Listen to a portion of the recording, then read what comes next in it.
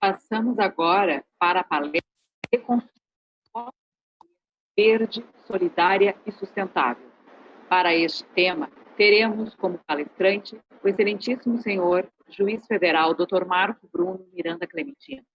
Atualmente é juiz federal no estado do Rio Grande do Norte, professor adjunto da Universidade Federal do Rio Grande do Norte e membro do Centro Nacional de Inteligência da Justiça Federal e do Comitê Nacional da Conciliação do Conselho Nacional de Justiça, CNJ. Como moderador, teremos o excelentíssimo senhor procurador da República, Dr. André de Carvalho Ramos, professor da Faculdade de Direito da USP e professor titular do Programa de Pós-Graduação Estrito Sensu da Faculdade Autônoma de Direito, FADISP.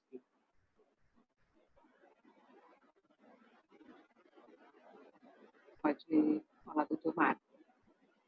Então, inicialmente eu queria agradecer pelas palavras iniciais, dizer da alegria de estar aqui e até dizer do conforto de ver alguns rostos tão queridos, como a minha amiga Daniela Toqueto Cavalheiro, que está aqui internamente, né, e falou há pouco internamente aqui no nosso canal de comunicação. Queria cumprimentar a todos pela organização, dizer da minha alegria de ver essa iniciativa da Justiça Federal do Rio Grande do Sul e do Inovatê.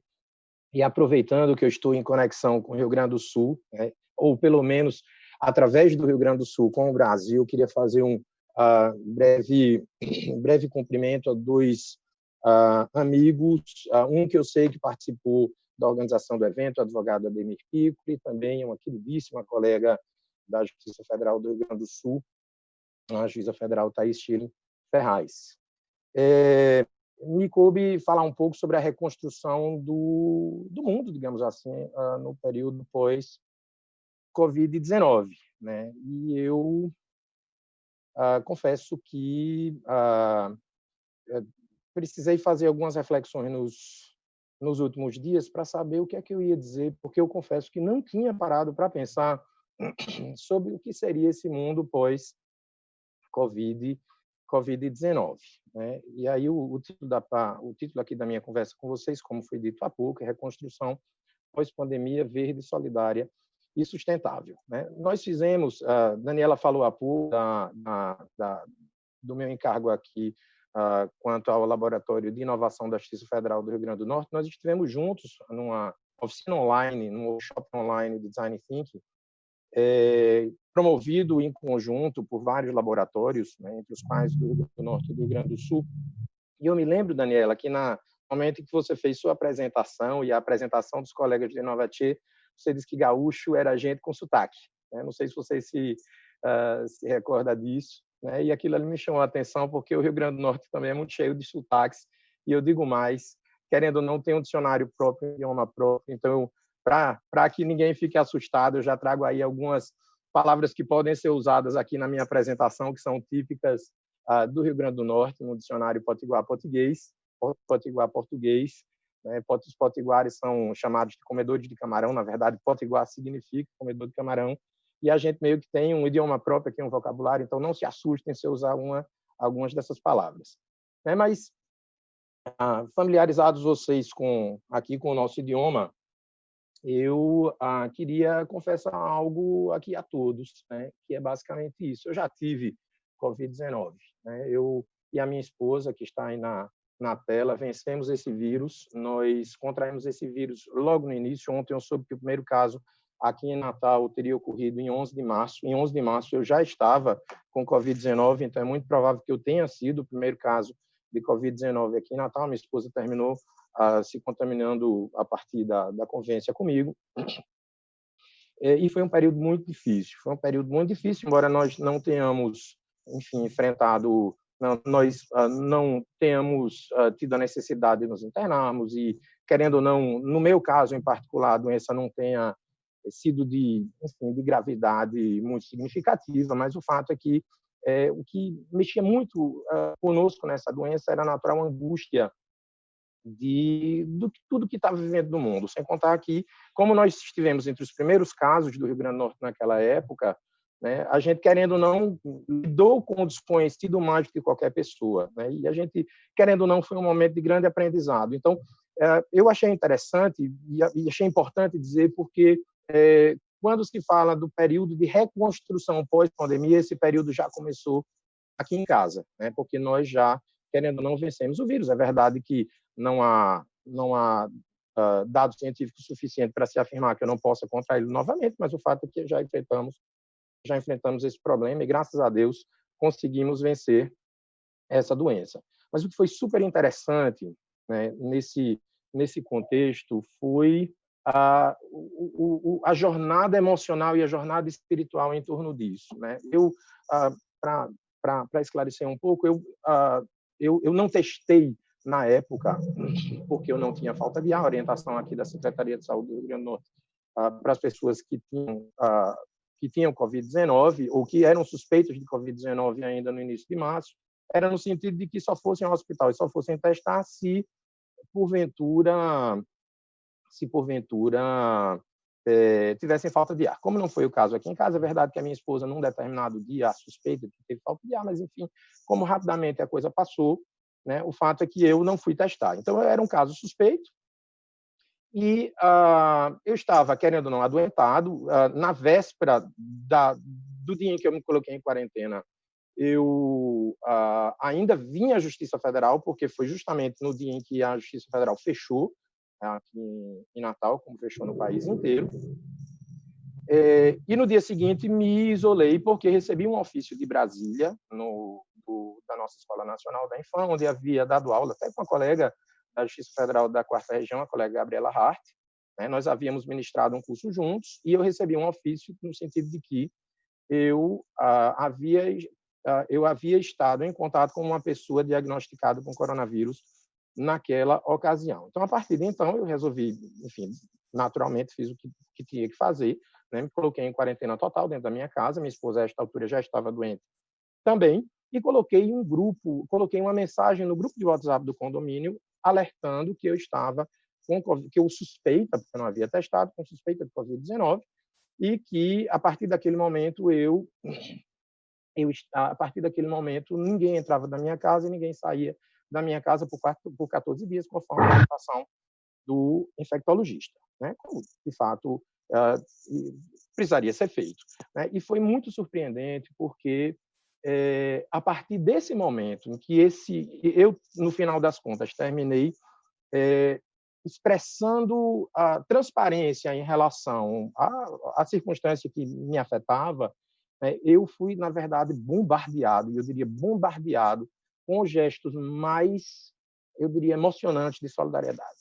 Então, das pequenas coisas. Então, faltou cartucho da impressora, uma pessoa foi me comprar, uma pessoa foi comprar remédio para mim, outra pessoa foi me ajudar em tal outra coisa, mas teve especificamente, no dia em que eu avisei ao condomínio que estava com coronavírus, um gesto que me emocionou bastante, me emociona já até hoje. Eu já falei tanto disso, Daniela, que o pessoal está dizendo que eu estou sendo repetitivo aqui em Natal, que é besteira minha, mas o fato é que isso mexeu muito conosco. Eu recebi esse pacote de laranjas de uma vizinha que eu não conhecia, né? A vizinha, preocupada conosco, disse que estava orando pela nossa família, inclusive porque as crianças estavam em casa, e àquela altura, como os dois estávamos doentes, as crianças não poderiam perder contato conosco, né? Então, ela me mandou esse pacote de laranjas e disse que eu nem sabia, ela disse que trabalhava com alimentos e que estava fazendo isso para que a gente pudesse ficar bem hidratado para superar esse desafio.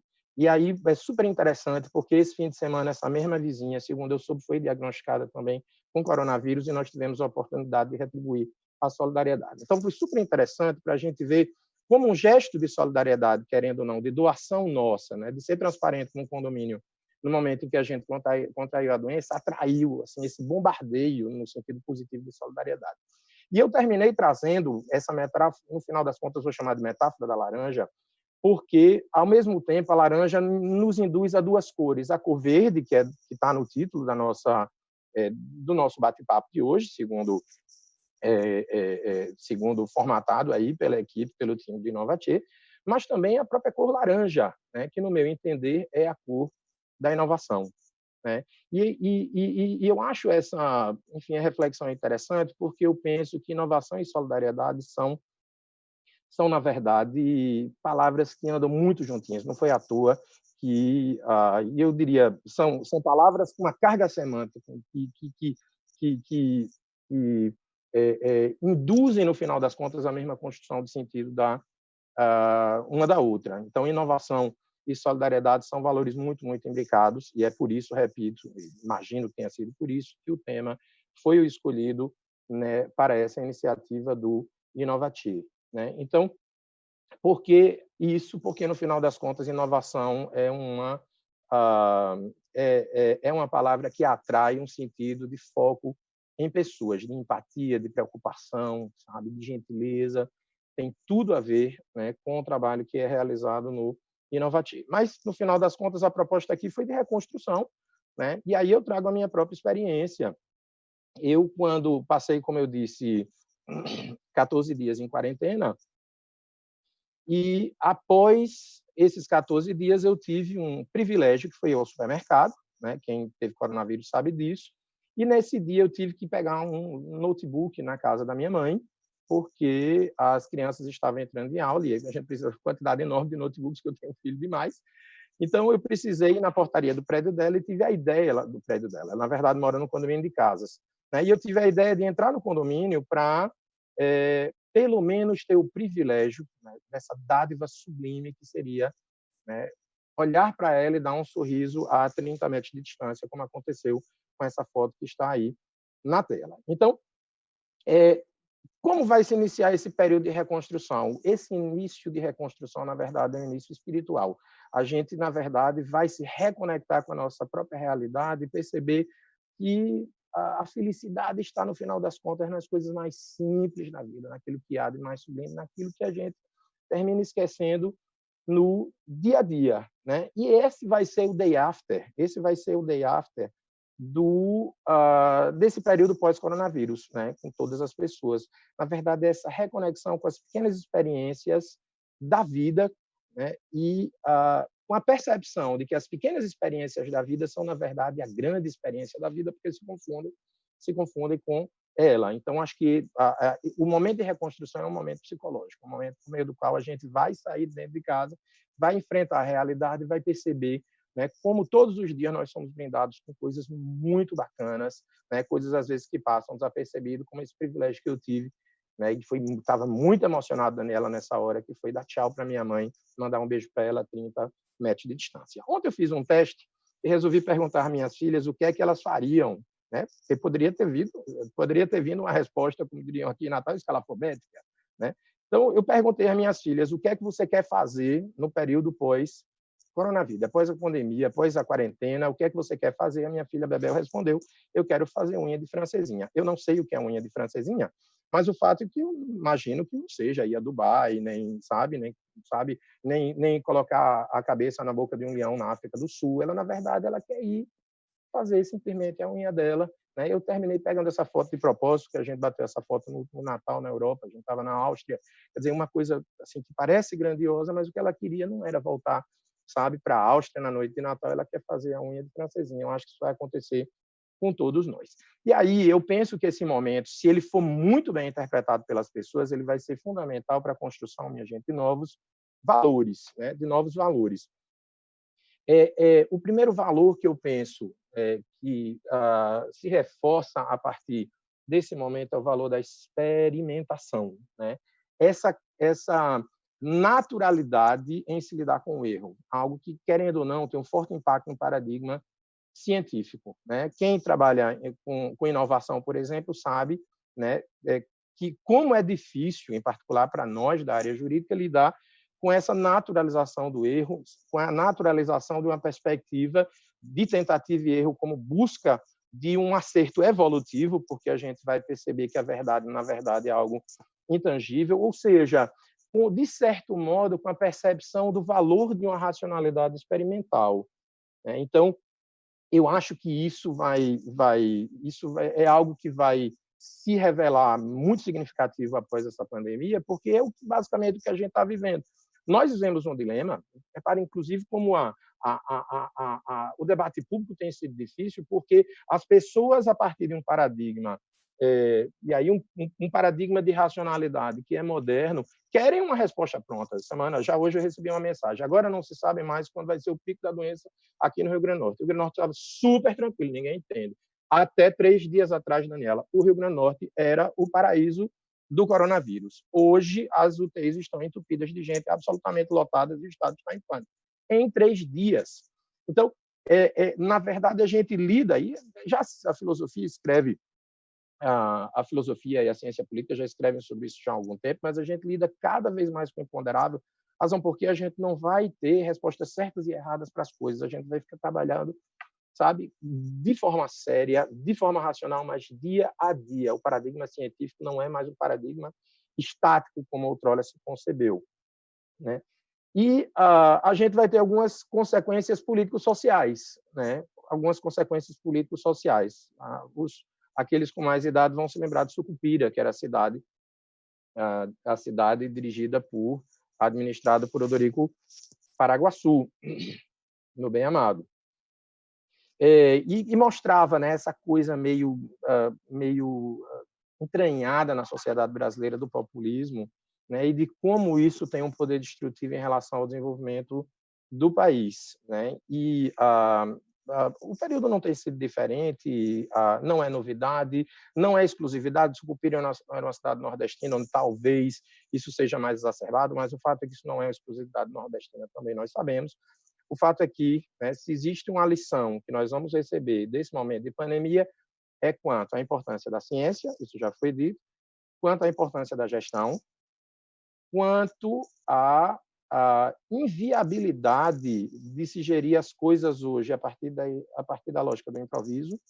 Portanto, o profissionalismo, a boa gestão, o recurso a referenciais técnicos, recurso a referenciais científicos e, sobretudo, a sua capacidade de inovar, porque os desafios estão sendo inúmeros, nós temos percebido, né? E quem conseguir levar o seu mistério, para a gente usar um termo mais próximo do discurso da inovação, o seu propósito a sério, quem conseguir levar o seu propósito a sério, a partir desses paradigmas, contra o improviso, com o valor da gestão, com o valor da ciência, é quem vai conseguir florescer.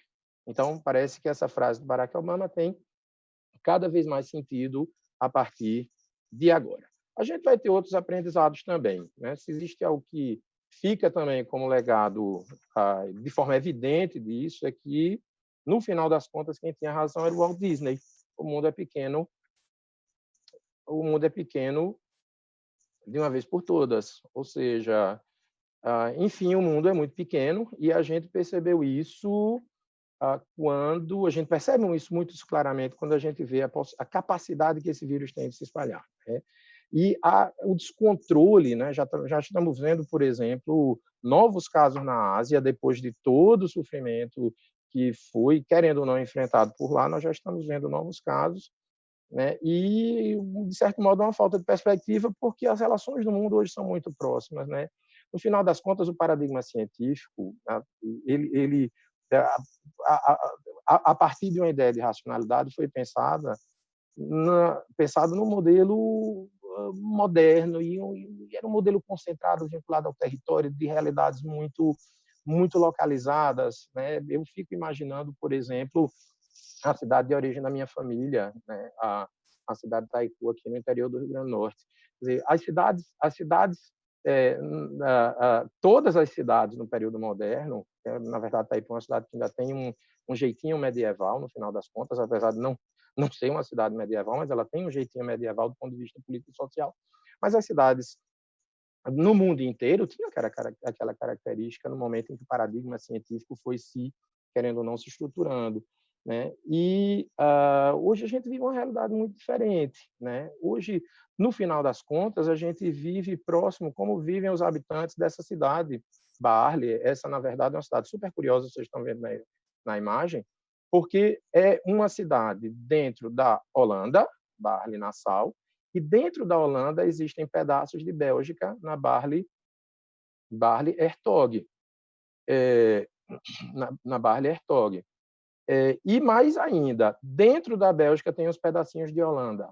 né? Eu acho fascinante esse negócio. Eu fico imaginando, por exemplo, quando essa cidade, quando Holanda e Bélgica não tinham uma moeda única, como é que funcionavam as relações dentro dessa cidade, quando a gente tinha, por exemplo, um ponto minúsculo dentro dessa cidade em que se aplicava um regime jurídico completamente diferente, um regime político completamente diferente, e um regime monetário completamente diferente. Aqui, na verdade, a foto é da cidade, olha, aqui é Bélgica e aqui é Holanda, e a pessoa sai circulando pela cidade, mudando de país a país. E, no final das contas, o que a gente percebe é que o mundo hoje é assim. O mundo hoje é uma grande Barley, ou seja, nós somos intervizinhos, né, com uma relação de tempo e espaço que, né, tem um paradigma completamente diferente hoje. Então, quando a gente vê essa circulação do vírus com essa velocidade, isso, na verdade, é consequência das próprias relações sociais que querendo ou não, se transpõem para o direito. E o grande problema é que você não vai conseguir enfrentar desafios como os atuais a partir da teimosia, né? A partir da teimosia. Então, eu trago, inclusive, esse slide porque esse slogan America First, né? A gente, de certo modo, ainda escuta um discurso que eu já considero hoje cansado de crise da soberania. A soberania não está mais em crise. A soberania, na verdade, ela se ressignificou por completo. Então, no final das contas, o que a gente ainda ouve no mundo é uma crise da teimosia, não é uma crise da soberania. A soberania hoje é absolutamente outra. Então, a gente não tem como resolver problemas a partir desse paradigma, que é também um paradigma moderno, de uma soberania que não existe mais. Qual é o resultado desse paradigma, minha gente? America First. America First é o maior número de casos no mundo de coronavírus, justamente pela inabilidade de perceber que o marco político a ser aplicado hoje não pode ser mais um marco político de uma realidade completamente diferente, de uma vinculação muito forte dos indivíduos e, nesse sentido, da sociedade política ao território, como acontecia outrora, né? E aí o que a gente vai ter de resultado? Primeiro, America First vai ter o Oscar do contágio. Nós estamos ali quase como indicados ao Oscar, mas o Oscar do contágio realmente é deles, né? E a partir, tendo como pano de fundo um modelo egoísta de solução de problemas, né? A gente vê pela guerra de respiradores e insumos aqui durante o curso da pandemia, e o fato de o vírus só ter se multiplicado mundo afora, né? Mundo afora. E aí, como é que isso, querendo ou não, vai se refletir no direito, né? Na verdade, no final das contas, a gente ainda tem um ranço muito forte no direito brasileiro, isso é evidente, no processo em particular, um direito com um forte perfil individualista. Ou seja, a gente... e o que, na verdade, é muito bacana, não tenha dúvida de que o individualismo foi uma evolução fantástica. A lógica de você conceber o direito numa perspectiva individualista e atrelada ao ser humano, né, com um conceito de dignidade que, repito, que se atrela muito a esse indivíduo, o fato é que, pensando na sua autonomia, enfim, o fato é que esse é um conceito que vai fazer mais sentido a partir desse outro paradigma mais clássico, em que você consegue compartimentar as relações jurídicas com uma facilidade maior, ao contrário do que vai acontecer hoje, né? Então, se a gente não pode esquecer o indivíduo, haja vista esse paradigma de dignidade que, querendo ou não, fez com que o humanismo penetrasse no direito. O fato é que a gente lida com a circunstância um pouco diferente nesse mundo muito pequeno, né? Nesse mundo em que as relações são muito rápidas, que circulam com o uso da tecnologia, com a rapidez, com a velocidade enorme. Então, como é que o direito precisa se comportar? Ele vai precisar ali identificar o indivíduo, mas, no final das contas, ele vai perceber que o indivíduo é único, mas o vizinho dele também é, e o intervizinho dele também é. Ou seja, o direito vai precisar reconhecer a dignidade numa perspectiva mais universal do que numa perspectiva atomizada, pensando especificamente nos valores, direitos e necessidades de cada indivíduo. Ou seja, a gente vai precisar introduzir uma lógica inclusiva no direito, porque, no final das contas, cada pessoa na multidão tem uma experiência única. E o mais difícil é a gente perceber essa multidão e perceber que a gente precisa tutelar todos esses direitos. É muito fácil, quando a gente compartimenta, ver um interesse ainda que numa relação jurídica que se forma ali bilateral e você vai ter interesse a tutelar, é muito mais fácil do que você perceber e compreender e tentar, no final das contas, gerir as repercussões das relações jurídicas calcadas no indivíduo, né, para essa multidão como um todo, né? Então, no final das contas, o que a gente vai precisar perceber é que cada um na multidão vai ter uma experiência única, e a vida de cada um é uma experiência única, e a gente vai precisar pensar em formas de tutela, né, de direitos de uma multidão. Lembrando que, e aí isso é super importante, a gente, na verdade, tem esse modelo atomizado de tutela jurídica, a relação jurídica processual entre dois sujeitos, né, que, na verdade, se inspira numa ficção que se criou, e aí, no final das contas, eu não sei nem se a gente vai poder falar em ficção, porque, querendo ou não, isso tem uma influência histórica, mas a gente criou uma realidade abstrata chamada de homem médio, e esse homem médio serviu para a construção de inúmeros conceitos jurídicos. Eu não preciso dizer que o homem médio, quando a gente pensa nele, está excluindo do raciocínio jurídico uma série de pessoas, né? Minhas filhas estavam fazendo um trabalho, Daniela, sobre Mossoró, que é uma cidade daqui do interior do Rio Grande do Norte. Mossoró é uma cidade esquisita, muito interessante, tem algumas coisas assim vanguardistas no curso da história do Brasil. Em Mossoró, por exemplo, foi Mossoró, por exemplo, foi a cidade em que a primeira mulher, que é essa que está aí, votou no Brasil, a Celina Guimarães. E a gente tem essas questões de vanguardismo feminino muito fortes aqui no Rio Grande do Norte. A primeira deputada estadual, a primeira prefeita do Rio Grande do Brasil foi aqui no Rio Grande do Norte, mas essa, na verdade, eu acho bem emblemática, foi a primeira mulher a votar no Rio Grande do Norte. Minhas filhas, essas duas, Isabel e Clara, elas estavam com a tarefa de casa e a obrigação delas era identificar algum fato relevante de Mossoró e identificar um fato relevante de Mossoró e fazer um trabalho a respeito. Uma escolheu Celina Guimarães, essa da foto, outra escolheu Lampião, porque Mossoró foi a cidade que derrotou Lampião. Eu disse, minha gente, mas nada a ver. Mossoró, Lampião, Celina Guimarães, são duas coisas que não se parecem. E uma delas, a Clara, me respondeu, papai, mas é bacana porque nós adoramos a diversidade, né? O direito não lida muito bem com essa questão da diversidade. No final das contas, o direito, por conta desse influxo histórico, na verdade, ele reproduz uma cultura de descarte.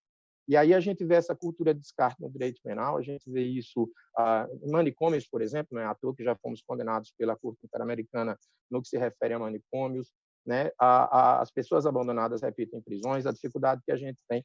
Vejam, quantas não foram as reflexões que nós não tivemos com a introdução do Estatuto da Pessoa com Deficiência no Brasil, porque ele precisou revolucionar a teoria das personalidades. Por quê? Porque aquelas pessoas estavam excluídas, simplesmente excluídas, dos padrões normativos históricos. E, no final das contas, é em função desse individualismo exacerbado que sempre que a gente pensa nas pessoas que são as vítimas dessa cultura do descarte, nós somos, querendo ou não, taxados, ou isso é visto como uma inclusão setorial, quando, na verdade, essas pessoas eram para ser pensadas num espectro coletivo, né? E aí eu gosto da ideia do laboratório de inovação, porque não vai esquecer de ninguém. Ninguém vai precisar de uma legislação específica quando pensam em inovação no laboratório. Essa pessoa já está ali contemplada porque as pessoas, no desenvolvimento de projetos, e aí eu digo, inclusive de empreitadas jurídicas, com propostas normativas, vão pensar nessas pessoas. A gente não precisa de ativismo, a gente não precisa de exclusões setoriais para tutela específica dessas pessoas. Elas já estão incluídas no discurso. Eu não preciso dizer de como isso, no final das contas, é terrível para quem lida com o direito como nós, né? Eu não vou ter tempo de contar essa história mais a fundo, mas o fato é que, no início da minha carreira, eu fui a um mutirão na Justiça Federal de Alagoas, num sábado à tarde. Eu terminei recebendo lá uma família que pedia um benefício de prestação continuada, e aí eu perguntei, cadê a dona fulana? Lembra da dona fulana? Aí a dona fulana não veio. Eu disse, mas por que ela não veio? Não, porque ela tem esquizofrenia. Eu disse, mas não dava para vir. Aí disse, doutor, eu vou mostrar uma foto dela, porque ela é descontrolada. O senhor vai ver. Quando eu vi, aquilo ali me emocionou, como nunca. Foi, na verdade, a audiência mais importante da minha vida. Me mostraram a foto. A família, como não conseguia controlar essa senhora, essa família prendia essa senhora numa jaula no quintal de casa. no interior de Alagoas. E o pior de tudo é como era num domingo, inclusive isso me limitava em termos de providências que eu podia tomar em relação a essa senhora. Claro que eu sei o Ministério Público, etc., mas eu queria ter feito alguma coisa por essa senhora, e essa senhora me frustra muito. Por isso que eu tenho dito em algumas conversas que essa senhora é o meu propósito para trabalhar na Justiça Federal. Todos os dias eu chego aqui na Sexta Vara, eu terminei vindo aqui para a Justiça Federal por conta do link, mas todos os dias eu chego aqui, né, olho para as paredes, eu digo como é que eu posso trabalhar melhor para aquela senhora, porque aquela senhora se tornou um propósito de carreira, do ponto de vista de um idealismo que eu tenho, que não quero perder no exercício da magistratura. Né? E aí, no final das contas, essa sociedade de descartes ela é extremamente perversa, porque, no final das contas, porque, afinal, a grande maioria das pessoas é descartada, porque na hora que você descarta, por exemplo, 50% de mulheres, você descarta as crianças, você descarta os idosos, você descarta as pessoas com deficiência, sobra muito pouco, minha gente. Então, quando a gente fala naquele homem médio que inspirou aquela relação jurídica que é a nossa matéria-prima de trabalho, a gente, no final das contas, está pensando num homem branco e, eu diria, europeu. Né? Eu tenho aqui os dados, por exemplo. O planeta tem 7,6 bilhões de pessoas. Tem 50% de homens e mulheres. Eu até achava que eram mais mulheres, mas na última pesquisa há mais homens na China e na Índia. Então, o mundo tem 57 milhões de homens a mais do que mulheres. Desses, 1,2 são brancos. Né?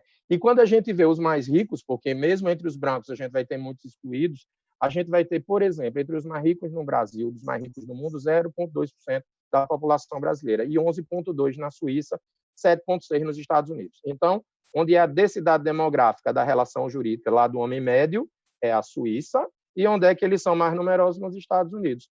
Simples assim. Só Eslováquia, Coreia do Sul e Luxemburgo não têm pessoas entre os mais pobres do mundo. Né? Então, essa lógica do descarte, pelo menos, não chega tão perto nesse país. E eu não preciso dizer também do descarte de origem, do descarte regional. Né?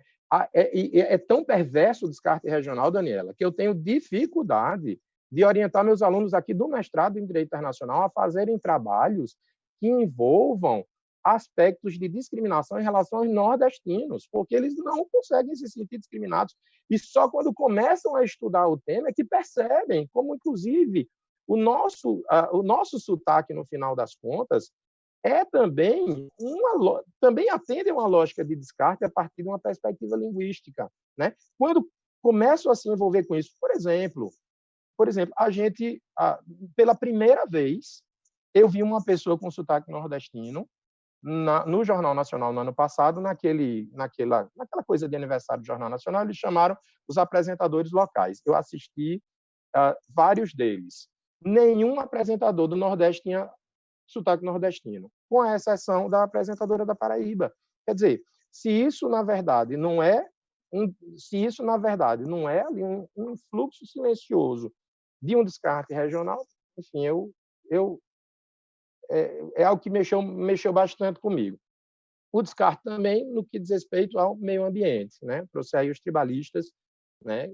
Quem somos nós no final das contas? Nós somos turistas, como você e seu vizinho, na placenta do planeta azulzinho. E aí eu terminei ficando, não é muito a minha especialidade, a parte de meio ambiente. Vocês têm aí um nosso colega Vedia, um expert no assunto, mas eu fico pensando se essa pandemia não é um pedido de socorro do mundo, um pedido de socorro do planeta em relação, sabe, às pessoas, né? E eu fui colher os dados. 60% das infecções no mundo são zoonóticas, são transmitidas por animais, e 75% das infecções emergentes. Eu não preciso dizer, porque todos sabem que essa pandemia terminou surgindo, segundo se afirma, no mercado de peixes, né? Lá na China, na província de Wuhan. Então, é algo para a gente pensar a respeito, quanto à consequência, né, do que foi feito no mundo e da contestação de inúmeros dados científicos a respeito da importância, né, de se preservar um desenvolvimento sustentável nessa pandemia. E aí eu não preciso falar da importância de preservação da biodiversidade para fins de pesquisas em relação a novos medicamentos, né, e também a importância da própria ocupação do solo. Quer dizer, no final das contas, o Brasil é um país que está sofrendo muito com essa pandemia, né, porque o seu solo é muito mal ocupado, a quantidade de favelas, pessoas muito próximas umas das outras. Quer dizer, né, no final das contas, chega um momento em que o preço termina sendo pago, né? E, enfim, eu acho que a gente está vivendo esse momento. Por outro lado, algumas coisas curiosas, como os peixes voltando nos canais de Veneza. Então, parece que o mundo estava precisando respirar, né? Trazendo um pouco para o nosso trabalho mais diretamente, né? Às vezes as pessoas riem, mas sempre que eu penso na Justiça Federal, eu me lembro dessa figura. Para mim, a Justiça Federal é uma corrida maluca. E aí, quando eu digo Justiça Federal, eu penso no Poder Judiciário. Naquela ótica individual, aqueles átomos de relações jurídicas desesperadas em torno da solução do seu problema e aquela absoluta, né, desorganização que resultou, né, que resultou num triste fato de ser o Brasil com o país com o maior número de processos no mundo, né? E aí, por mais que às vezes a gente diga, olha, tem uma resposta muito eficiente, que a gente na Justiça Federal, querendo ou não, é uma instituição eficiente, o que a gente não percebe é a violência simbólica disso tudo, que isso representa de você ter o país com a maior carga de litigiosidade do mundo, né? A gente tem dificuldade de compreender, inclusive, essa litigiosidade introjetada, né, no próprio discurso jurídico, nos próprios conceitos com os quais a gente trabalha, né? Por exemplo, a gente trabalha com um conceito belíssimo chamado de contraditório, mas contraditório, no final das contas, né, é algo que atrai a ideia de confronto.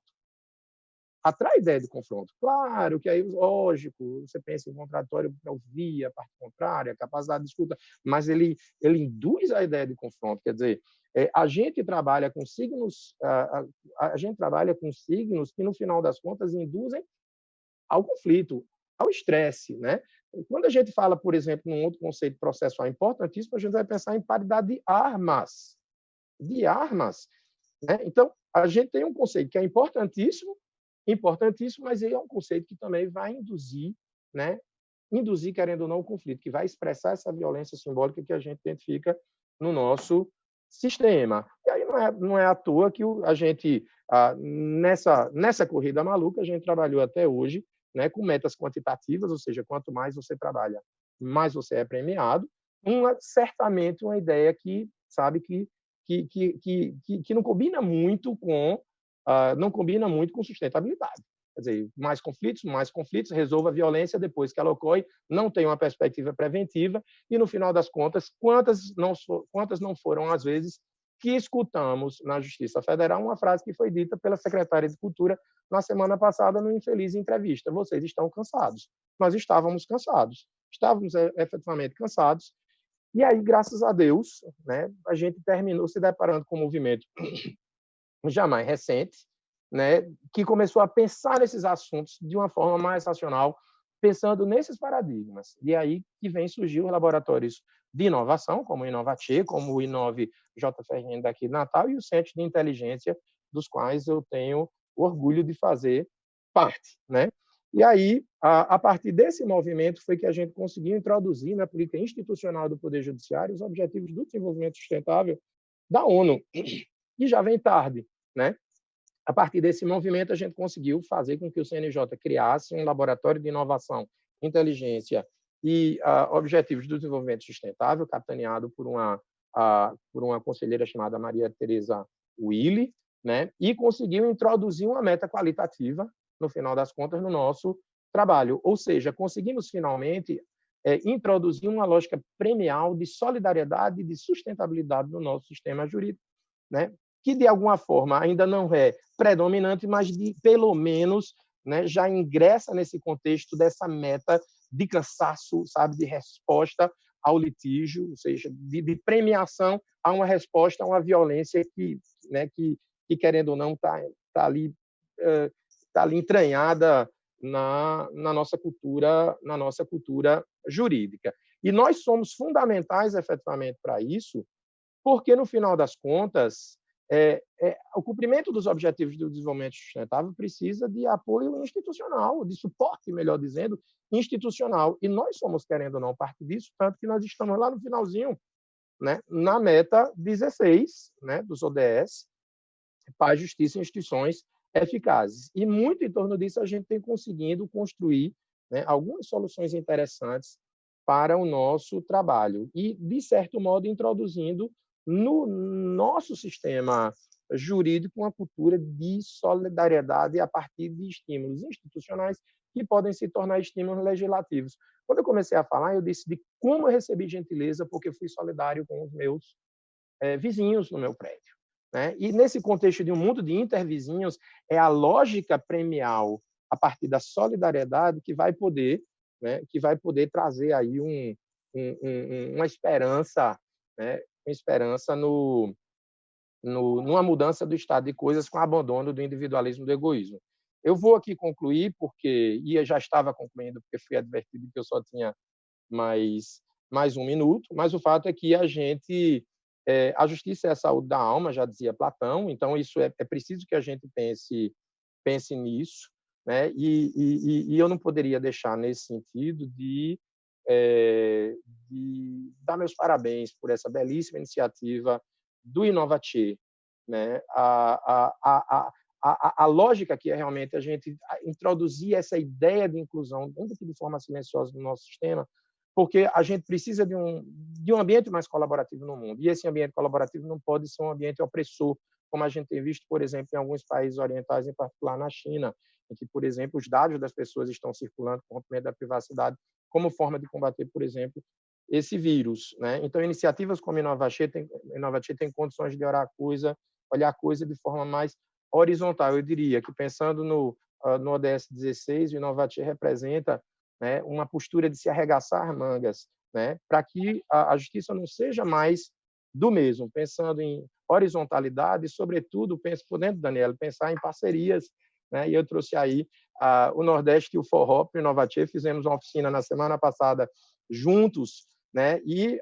estou propondo aqui até a mudança do nosso laboratório, copiando de vocês para Inova Oxente, né? Porque é trabalhando juntos que a gente vai conseguir, né? A gente vai conseguir resultados melhores para a justiça, né? Eu costumo aqui na UFRN dar aula de interpretação com um professor de música, professor de violoncelo chamado Fábio Presgrave. E ele falando para os meus alunos, ele disse uma frase que me marcou bastante. Ele disse: não existe hierarquia de vozes na partitura. Então, eu acho que os laboratórios de inovação, Daniela, na verdade, são uma grande oportunidade para que a gente faça uma partitura de sotaques, para que consigamos trabalhar juntos e a gente, de alguma forma, vai conseguir fazer com que a solidariedade seja mais lucrativa, né? O meu desejo a todos é de muito sucesso, muita saúde. Vou deixar aí uma mensagem na brinquedoteca da minha casa, tem um espaço para minhas filhas deixarem mensagens, elas deixaram para vocês essa mensagem positiva, nós estamos torcendo por vocês, acredito que você vai conseguir. Muito obrigado e fique em casa.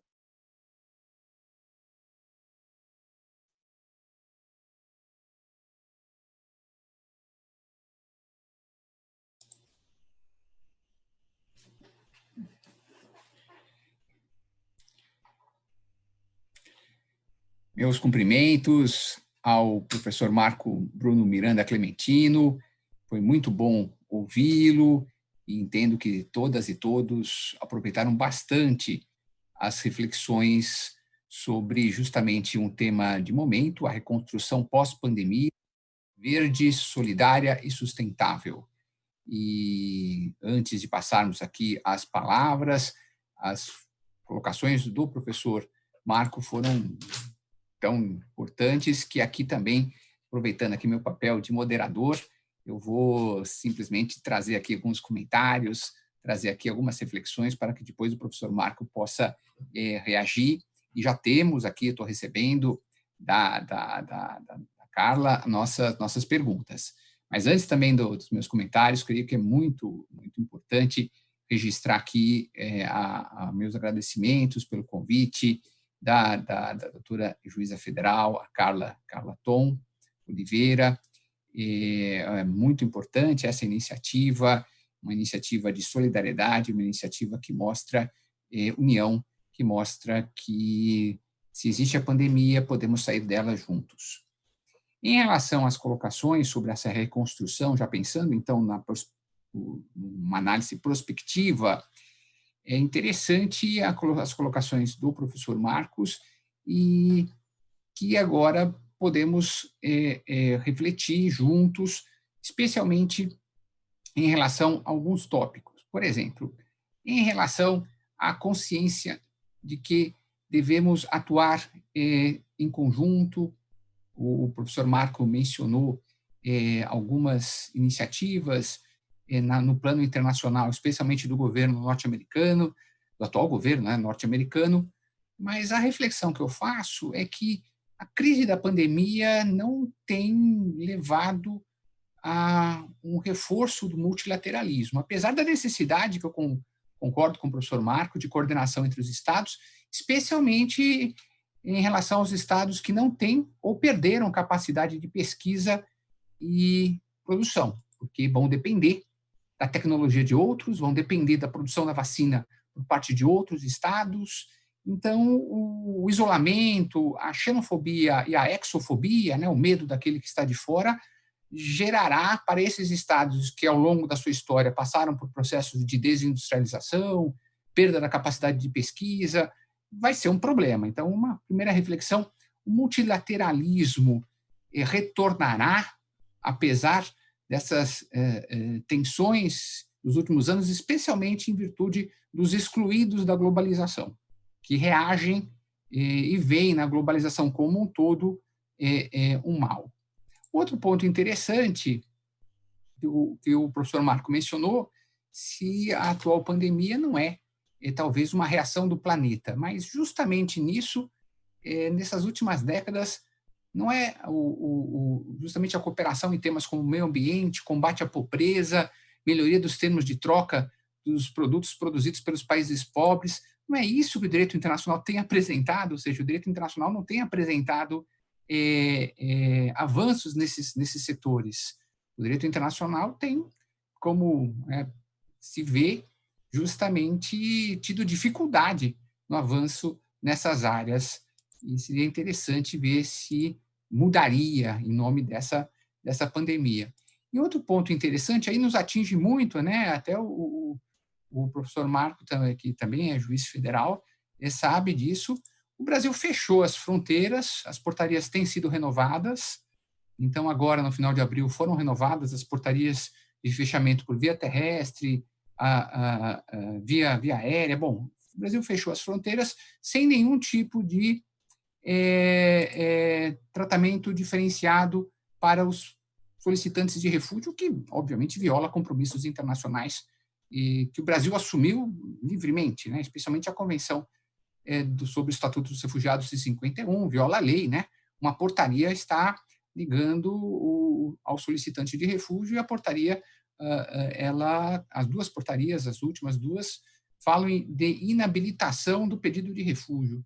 Será que nós vamos sair dessa pandemia mais solidários? Se o meio de enfrentar a pandemia é falta de solidariedade? Até porque todos reconhecem a necessidade de proteção do direito à vida, mas há medidas, há medidas não discriminatórias que podem gerar, por exemplo, quarentena, aferição do estado de saúde do solicitante de refúgio, há medidas que alguns países estão adotando mais proporcionais. E, para terminar assim, bem rápido, a respeito desse como nós sairemos, como nós nos reinventaremos, temos dificuldades. O estado do bem-estar social nunca foi tão necessitado no Brasil. Se vê a falta hoje que faz um SUS bem estruturado, se vê a falta do direito à moradia, saneamento básico, o professor Marco sabe bem, As estatísticas em nível nacional são ruins, cerca de 50% só da nossa população tem saneamento básico, mas as estatísticas regionais são muito piores. Região Norte é 9%. E nós temos a emenda constitucional 95 e o teto de gastos. Então, ao contrário, o estado do bem-estar social aparentemente está sendo questionado sem sequer ter sido implementado.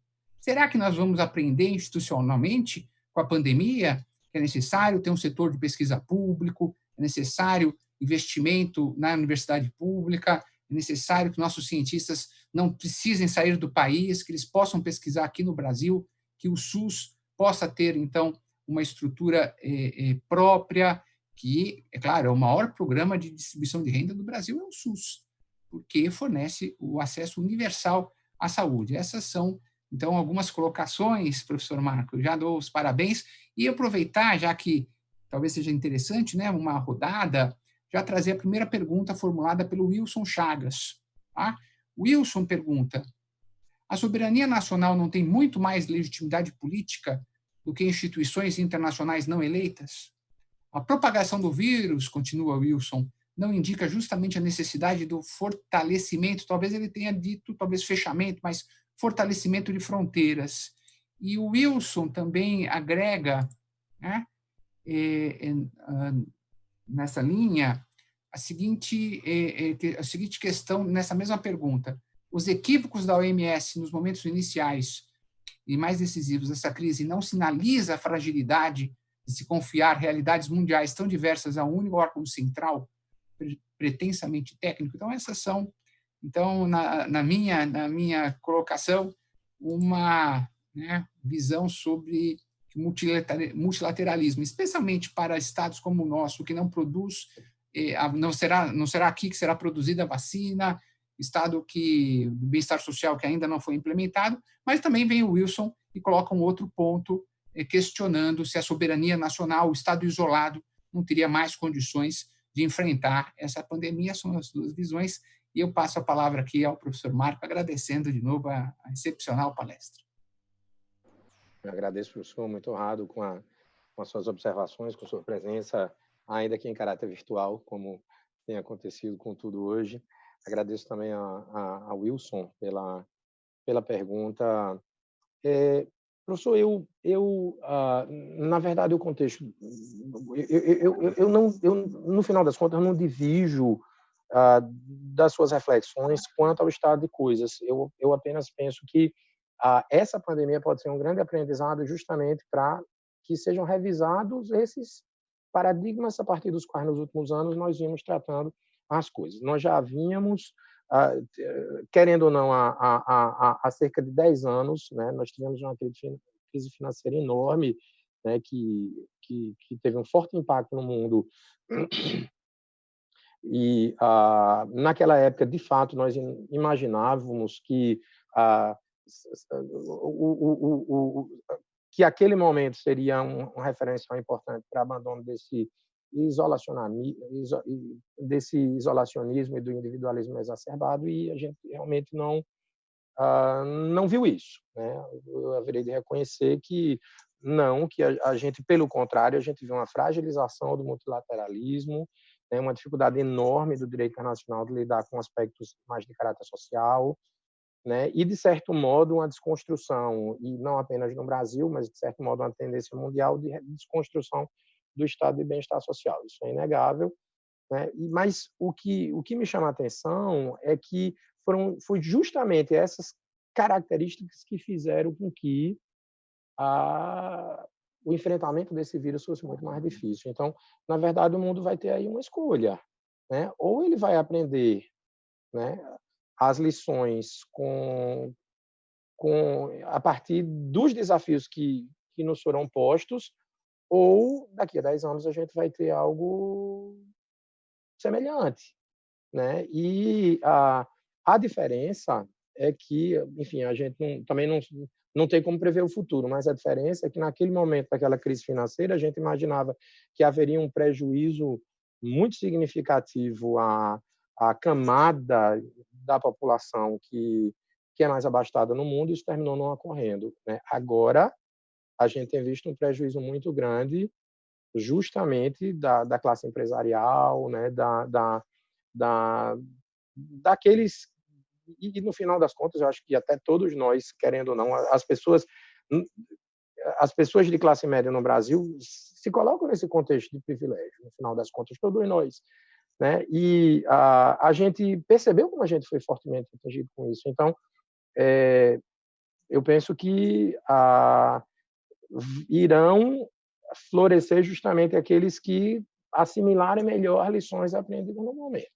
E olhe que, se a gente for pensar um pouco, se a gente for discutir, debater, se a gente for perceber, ouvir melhor o debate político no Brasil hoje, a gente vai perceber que muito do que se dizia em fevereiro não mais se diz, né? Por exemplo, quantas e quantas vezes a gente não viu na imprensa, por exemplo, comentaristas políticos, né, jogando confetes no SUS. No SUS, não estão com baleia do SUS, né? quanto a gente não ouviu ano passado de crítica em relação ao sistema de previdência, que no final das contas termina sendo um grande salvador, a ponto também de se criar um auxílio emergencial de caráter assistencial. E aí a gente, previdência, para pensar na previdência maior na Seguridade Social, né, incluindo a previdência e a assistência social. Então, no final das contas, o que ainda salva o Brasil hoje, no contexto dessa pandemia, é aquilo que estava sendo criticado até o meio de fevereiro, até bem perto do Carnaval. Então, me parece, e até digo, professor, eu mesmo tenho eu reproduzi, até pouco tempo atrás, eu digo porque esse é um convencimento meu, eu reproduzi esse discurso liberal, não de forma exacerbada, mas eu namoro com ele de vez em quando. Né? E eu preciso reconhecer que, certo, por exemplo, eu era a favor desde o princípio da reforma da Previdência, mas eu preciso reconhecer que o sistema de previdência forte foi uma grande arma do Brasil para combater isso. Né? E aí, quanto à pergunta do nosso Wilson, não concordo, não. Wilson, eu penso que é o inverso. Pelo contrário, eu acho que a deslegitimação de um discurso oficial foi que transformou essa pandemia num pandemônio. Por quê? Né? Por quê? Porque, sabe, o voluntarismo gera desorganização. Né? E essa lógica de isolacionismo de um conceito clássico soberania, o que era um soberano classicamente? Era um monarca que fazia o que queria. Né? Era um monarca que não errava. Era alguém era alguém que governava de forma absolutista. Né? É desse conceito que a gente se apropria. Esse conceito não combina com o mundo de hoje, inclusive porque, se você for pensar, Wilson, pense naquela multidão. Uma coisa é você reprimir com violência, ainda que se queira com violência, né, uma determinada iniciativa contra uma iniciativa contra alguma medida oficial. Mas como é que a gente vai fazer isso num contexto como esse de hoje, com bilhões de pessoas no planeta? Ou seja, isso não funciona. Não funciona. Inclusive porque a gente que trabalha mais diretamente com o direito como matéria-prima sabe que a gente não está conseguindo controlar a circulação de relações jurídicas a partir das nossas referências nacionais. Né? Então, eu penso que não. Né? E não é ter uma voz oficial, e não é, na verdade, a centralização da decisão. É você ter uma voz oficial que possa ser democraticamente debatida, né? Mas que sirva de referência para que certas políticas públicas possam se desenrolar. Acho que seria isso, professor, porque eu acho que nosso tempo aqui está terminando.